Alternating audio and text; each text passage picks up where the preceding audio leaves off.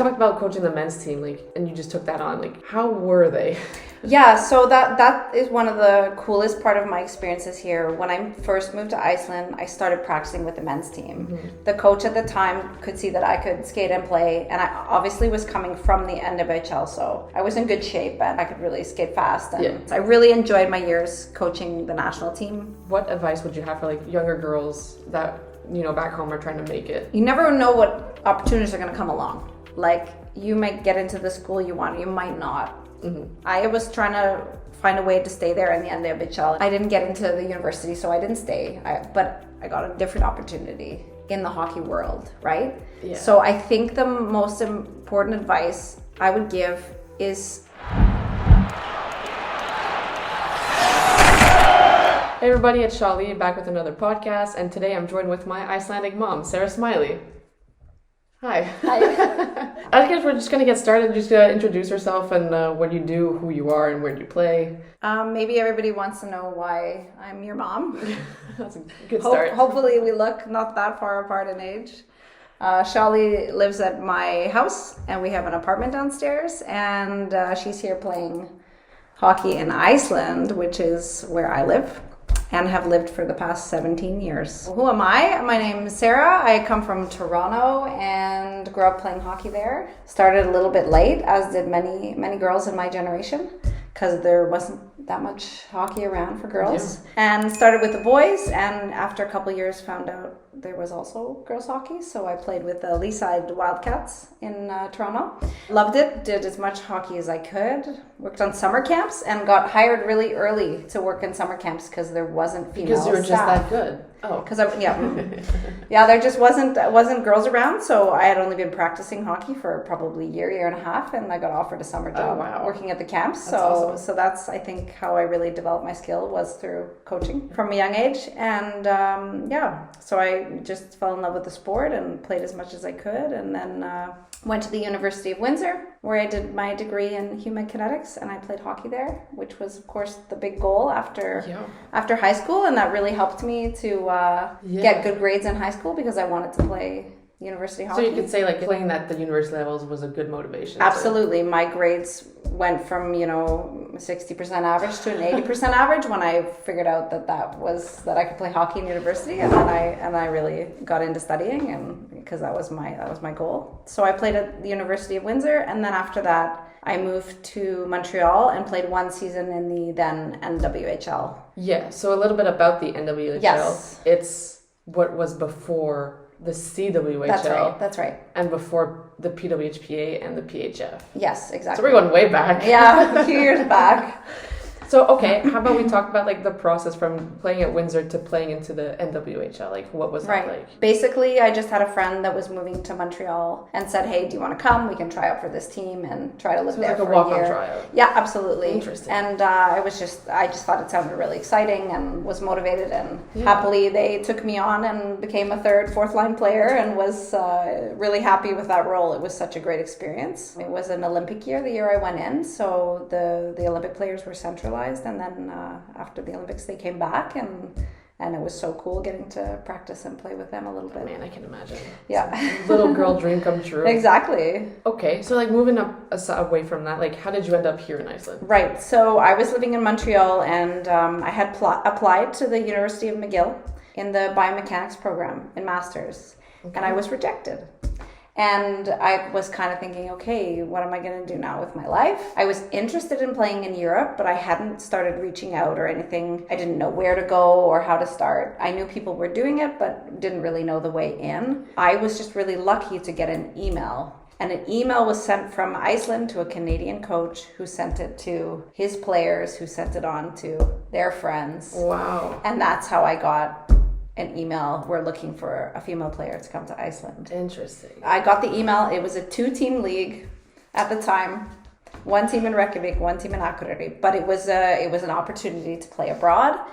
And at the time I was doing a lot of off-ice training. I was really interested in that and considering that for a career. And I said to the organization where I am now, I said, I want to come, I want to play for you guys, but I want a job, part-time job as well. And so they offered me a coaching job. Mm-hmm. So I started doing the off-ice training here which was pretty much non-existent when I came. I remember doing the off-ice training with the men's team at first, and they all had sore muscles the day after just learning a warm-up. Oh my God. So it was that was like in the development stage here. So I got a 8-month contract, just as you have now, and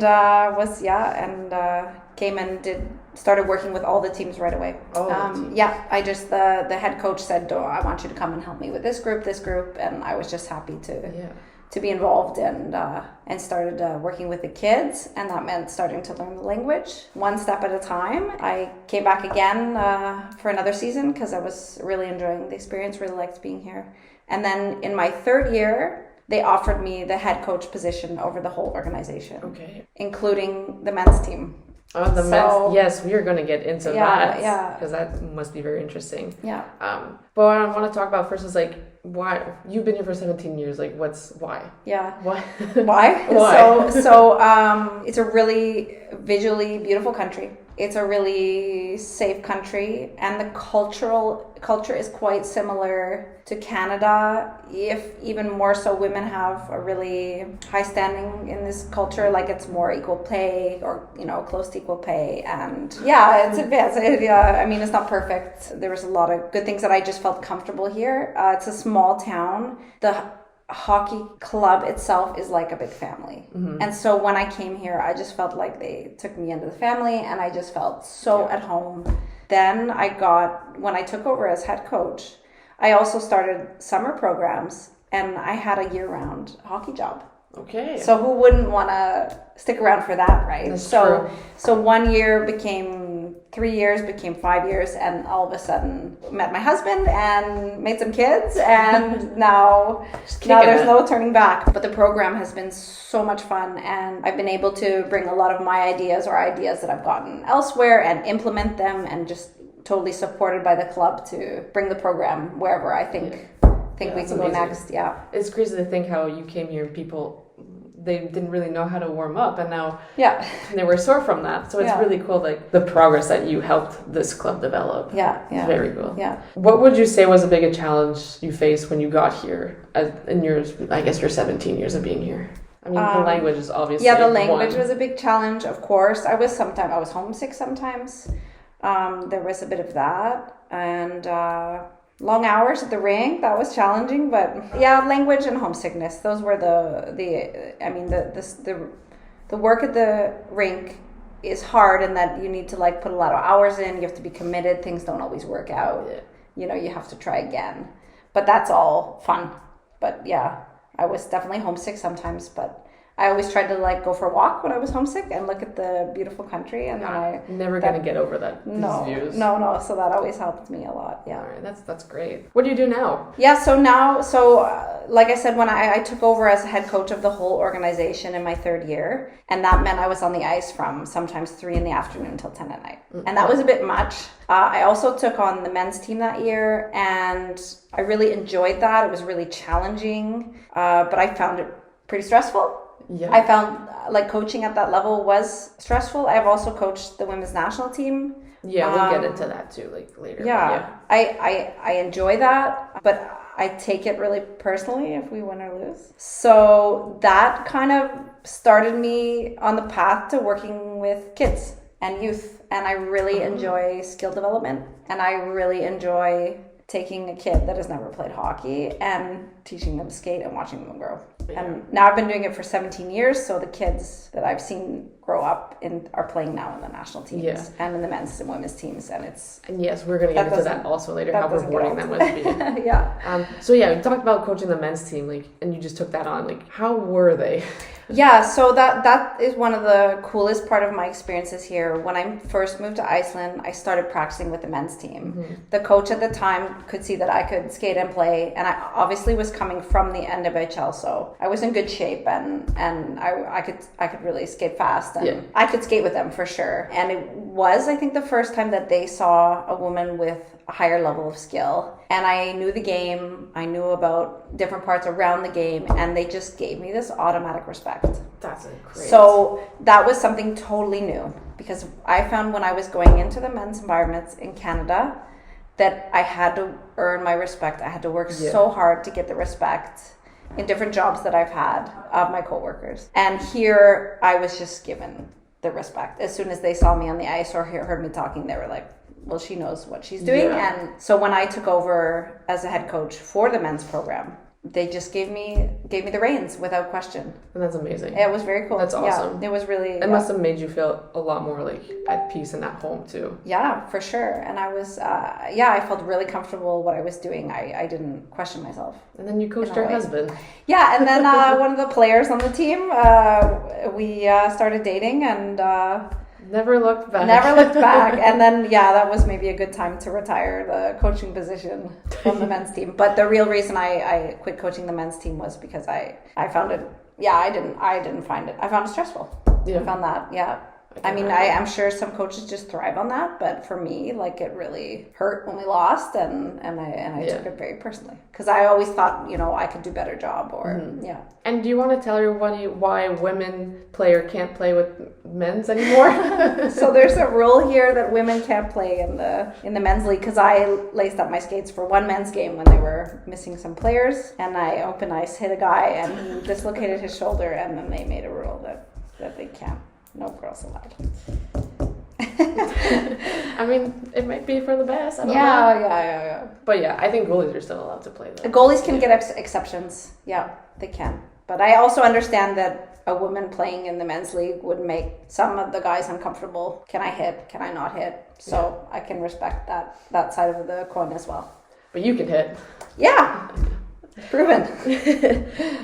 So how would you compare like the hockey style coming from NWHL to this hockey? Obviously the skill level, there was a huge difference, and the structure and the game understanding.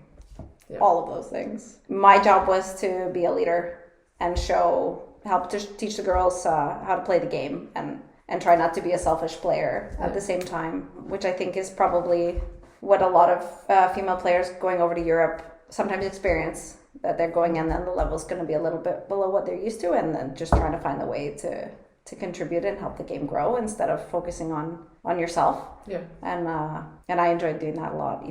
So it was a big change in level, but I just enjoyed it. Yeah, I guess you can say it's like a different kind of hockey with a different kind of responsibility that you can. Exactly. Makes sense. So moving away from that, like you played on the national team and also coached it. Yes. But you are Canadian, so how could you become Icelandic to play on the national team? Right.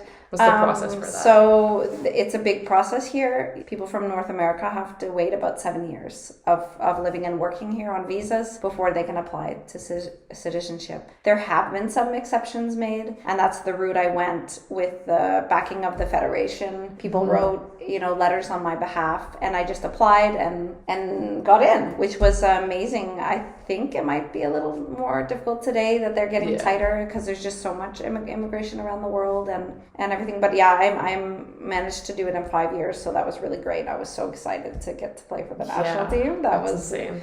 That was so neat. It's probably like a huge dream too, because in Canada the pool is just so big, and there's this 1%. I never got any further than a Team Ontario tryout. So well, that's further than what I did. Yeah. So how was that like playing on the national team with a bunch of girls that you play with and against? Yeah, that was just like the coolest experience. I really enjoyed my years coaching the national team. I actually got to do that in my first year when I moved here. They kind of just said, "Well, you obviously can coach a team, so you can take the women's team. You got this." Yeah, and that was really really fun for many years. But then I could see as the skill of the players were growing, I wanted to play, of course, with obviously. So it was just awesome to play with these players that I had been coaching. It was just really, really fun. But, you always kind of have to find the new way because you're different. In the locker room, you behave differently as a player than you do as a coach. And I kind of had to find the happy medium. Yeah, the medium. Yeah, exactly. To be a role model, but also,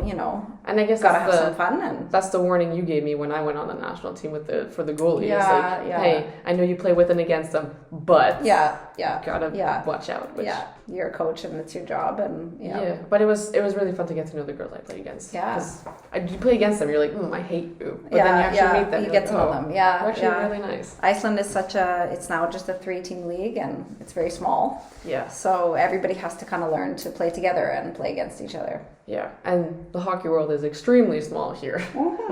Very tiny. Yeah.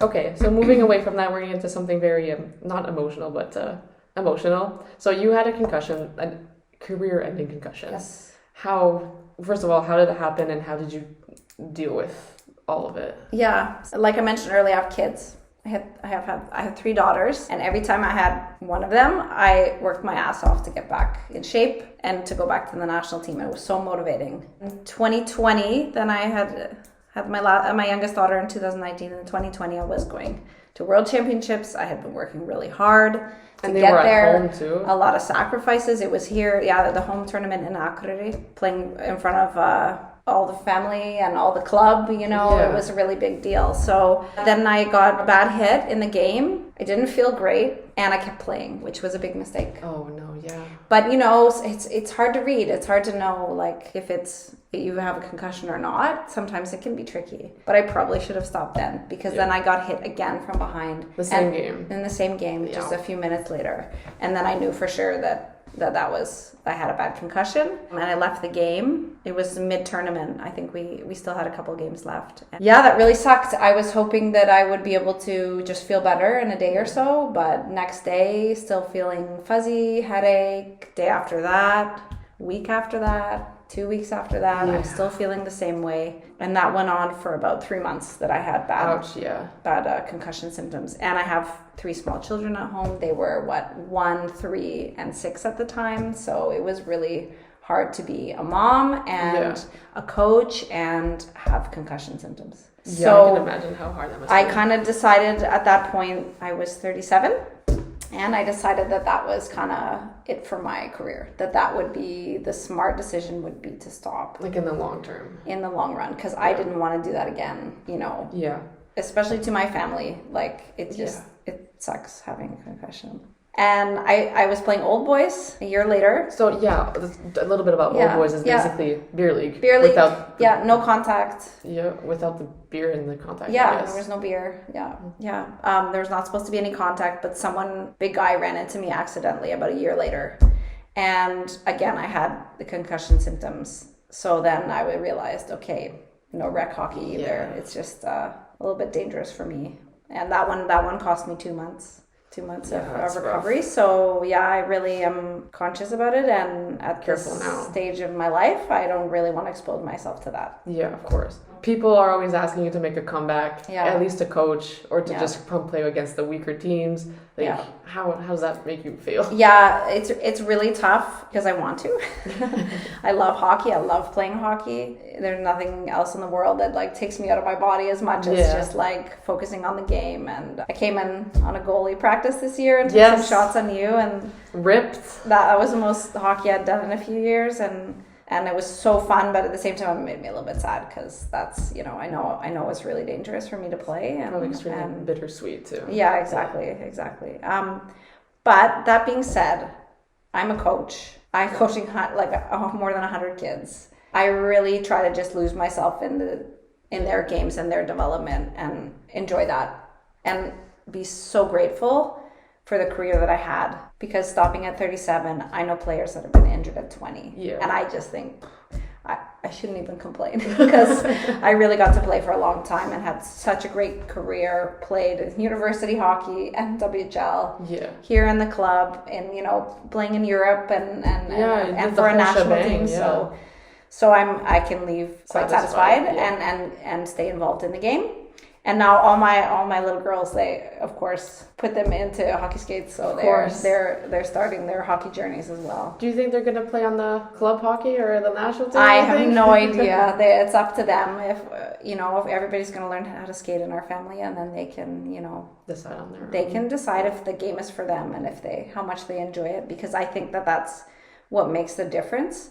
especially when the kids are between the age of 11 and 14, how the dream really grows for them in that. I feel like that's a really essential stage if they become motivated to do the work on their own, because it's not enough to have your coach saying you need to do this and for like 3 practices a week. Exactly. You have to have an internal motivation to improve your game yourself. Absolutely. And if you have that, then I believe that you know. And it's not also just like the motivation, because sometimes they won't be there. Like you wake up on a Saturday morning and I don't want to go, but it's also like the discipline. Yeah, it's the discipline that they need also. So yeah, you've been here for 17 years. Obviously, you've coached young players that have grown up to play on the national team and on the pro team. Yeah. And you've had the opportunity to play with and against them. Yeah. Like, how does that make you feel? Like, that must have been maybe a little weird, but also a super proud moment. Yeah, that was, I have a picture that we took for an advertisement in, I don't know, 2nd or 3rd year in Iceland.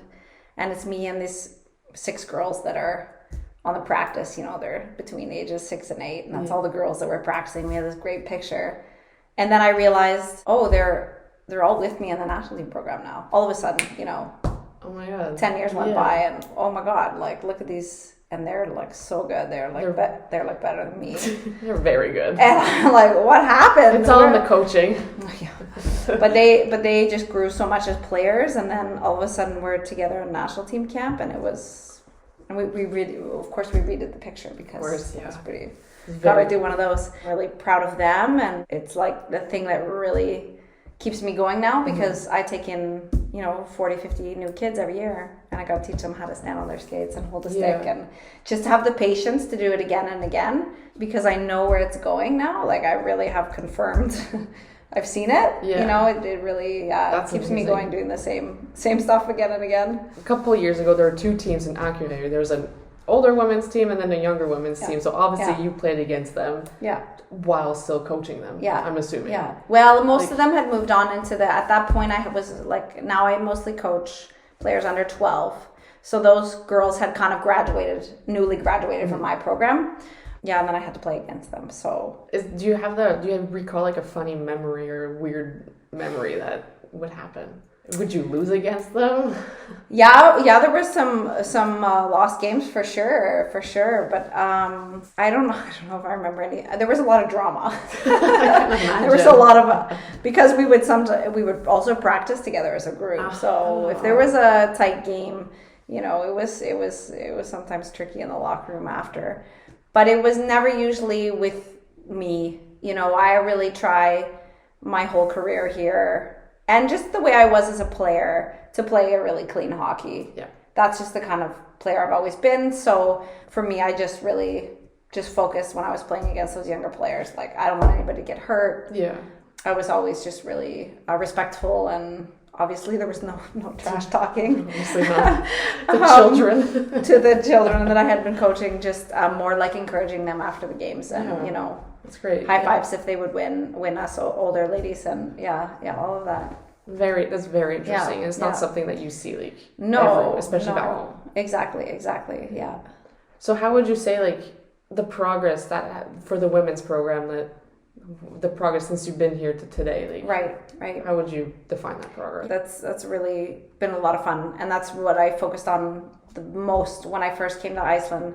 I could see there just wasn't enough female players. There wasn't any pool. I mean, there was like 4 or 5 girls in the whole organization, like under the age of 18. I think we have about 70, 80 now, something like that. So that was my main focus. I remember recruiting into the women's program. Recruiting into the figure skating program. Exactly. Players that had been figure skating. The biggest boundary in those first years was there's no hockey shop around the corner. Well, actually there is now, but there was no hockey shop. So what are people going to do? How are they even going to play? So I started collecting, hey, do you have some old stuff? Yeah. Do you have some old stuff? And started making kind of a pool of gear. And then started asking girls that were still in high school, girls that were figure skating, like, hey, do you want to come try out? Until I had kind of like a group on the ice and a B group, like players that had been practicing for a few years, and then these beginners, and that was challenging, going back and forth and trying to make that work. But like an example I can think of is Birta, starting at 17, exactly, not being the best player, but going into goaltending, and now she's on the national team and one of the best goalies here. She's pretty good. So I think it takes 4 or 5 years to develop like a older teenager that with no experience. If they can't skate, then they have to be goalies. That's not true. You can take that was a joke. But if they have some skating background, that really helps. Mm-hmm. But I've actually seen some amazing progress in players that didn't even know how to skate. So I think it's just about the time that they put in and like mental commitment they give it, and that their coach gives it, and you can develop pretty okay players in 4 or 5 years. Yeah. So I think like the coaching has a huge impact on that. Yes, for sure. Just like learning, like teaching all the skills. I mean, and then they have to do the repetitions. That's how it goes. But you will never get a finesse player starting at 16. Yeah. Like that. And so that's where the program was. We had players the older players that had been around for a while, and then a bunch of beginners. And then I started focusing on the girls program. We did this Girls Hockey Day, which is a program from the IHF.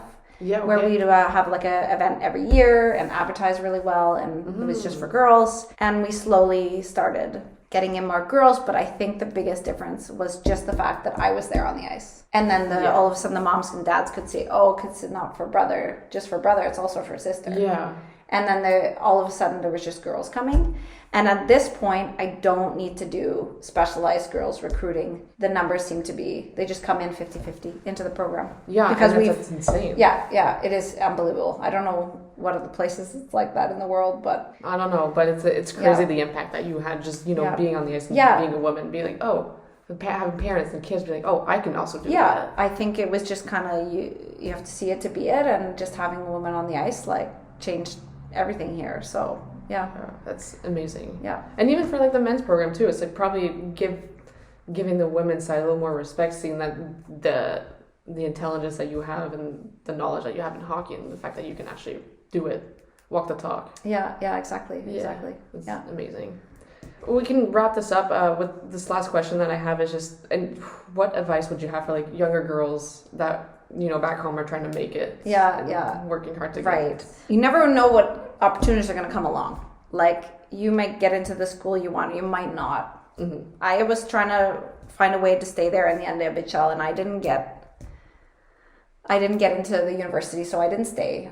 But I got a different opportunity in the hockey world, right? Yeah. So I think the most important advice I would give is, of course, you have goals, but enjoy the daily work, because that's what's fun about it. Yeah. It's fun to be with your teammates and go on road trips and get up early and work on the shooting. Well, I enjoyed all of that. Yeah. So I think that's the most important advice I would give, is not just focus on your goal, but focus on enjoying like what you do every day. Mm-hmm.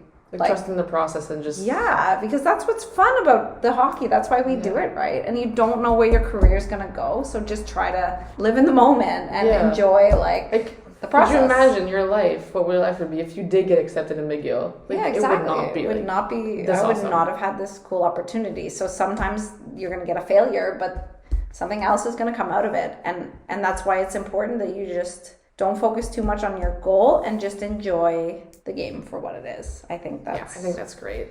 One last question I just thought about, like, how long did it take you to become fully bilingual in Icelandic? Oh, that's such a hard question, because like what am I getting myself into? Languages come on so many levels, right? I think it took me, so for 2 years I was coaching kids, and they were the only people I spoke in Icelandic to, because I was too shy to speak to adults. That's really how I learned, was working with kids. And then I think by my 3rd year, I remember getting the courage to like phone parents in the organization, I'm going to do this in Icelandic. It was really, it really took some bravery to do that. So I think it's really hard to answer at what point I was fully bilingual. I still make a lot of grammar mistakes. Well, I think the cool thing with Icelandics is that they support you in learning it, and they'll be proud of you. Exactly. I think because it's so hard. It's so hard, and it's such a small language. It's only the people on this island that are speaking this language. So anybody that makes an effort, they appreciate that. because most people here speak English, so you can just speak English. But if you make the effort to learn the language,